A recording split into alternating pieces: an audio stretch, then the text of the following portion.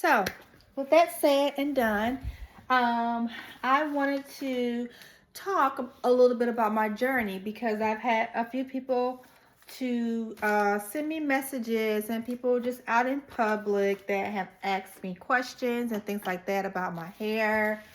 So I figured I would just address everything as a whole and to just share my journey, share my experience thus far. Okay, yes, I have my little notebook. All right, so I call this my microlocs journey Q&A.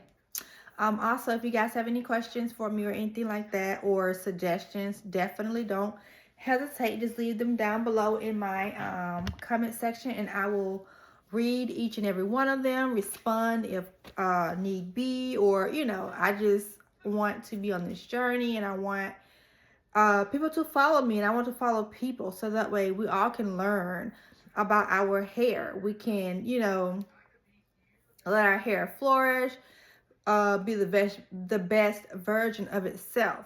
All right, so I got my locks done February the 9th, 2026. It took about 7 hours to get them done. It did not feel like 7 hours. She started about 11:10, 11:15. We were done by 6:15, 6:30. However, that last hour or so, my butt started to let me know, hey girl, you're sitting for too long. So yes, about that last hour or so, my butt really did start hurting. I had to like wiggle, wiggle, wiggle, move it a little bit because it was letting me know. What made me want to get locks? So again, like I said, I've been natural since 2017, but before then, I used to get a perm probably like once every 6 months. And then I was like, you know what? It really makes no sense. After a while, I was like, it really didn't make any sense to get a perm every 6 months. So I was like, why not just go ahead and just go straight natural. Um, Being somebody that's very tender-headed, that when I say tender-headed, like when I was blow drying my own hair, yeah, that shit was hurting me too. Sorry, I didn't mean to say the S word. But anyways, that was hurting me as well. I was very tender-headed. I used to get braids and things with my hair texture. It just felt like it was a bit much, on my scalp and my edges and things like that. So I just all together just decided this is not for me. So like I said, 2017, I made the decision to go natural 100%.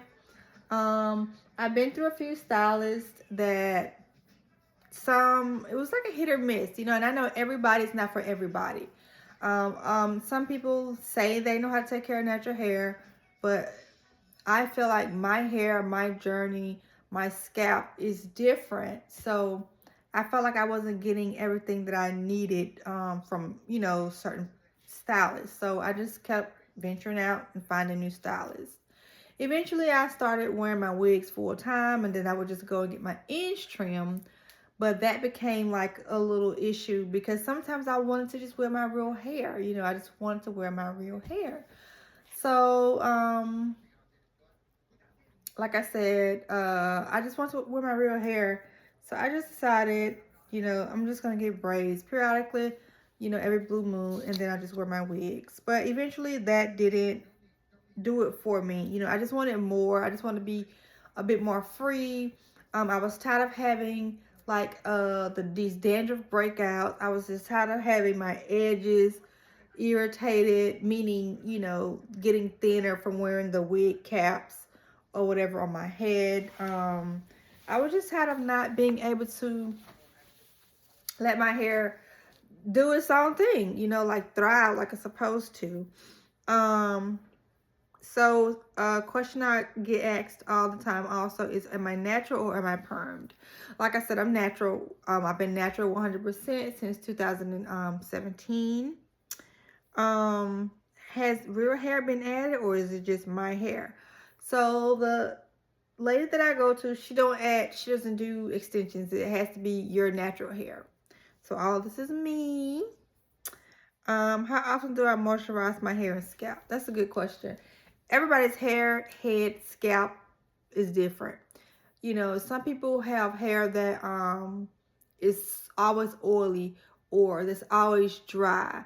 So it just depends on your hair texture type, scalp, and all that. But for me, I oil once a week, but I do use the oil that doesn't have the petroleum in it. I think that's how you pronounce that word. Heavy oils are not good for your hair either, and butters, I've been told, it's not good for your hair either. So I use a pomade, but it's petroleum free and it's very light, and I only use like literally a light amount, and I just put it on my scalp. Because in my process right now, I was told not to use any, heavy products or anything like that. Just take care of my scalp and spray my hair with water, yeah. So on how often I moisturize once a week, but I'll spray my hair with water probably twice or 3 times a week, just straight water. And I went from using just the tap water to the bottled water, that they have for the babies in the jug. I went from the tap to that, and I just had like a little miniature spray bottle about this big, and I just put water in it, and I just spray my hair, 1 to 3 times a week.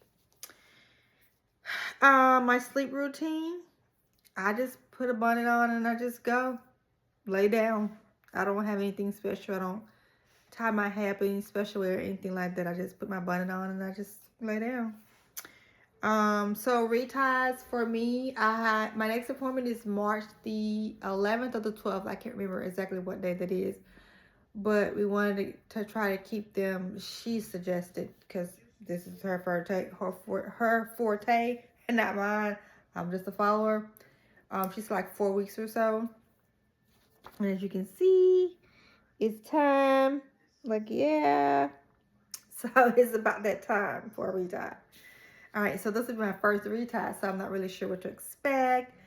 Like like how long it's gonna take or anything like that. But I do know with my stylist, her reties, she washes your hair, all that good stuff. Like I have nothing to do, but my job is to take care of my scalp and to spray my hair with water. So that answers the next question. Do I wash my own hair? No. Yeah, so I think that, another question was, did I use any products in the beginning of my, when I first started? So I have seen stylists start their clients' hair off with gel, whatever. But my stylist, she did not start my hair off with anything, which is good because I don't really like a lot of product in my hair anyways. So I think that was a plus.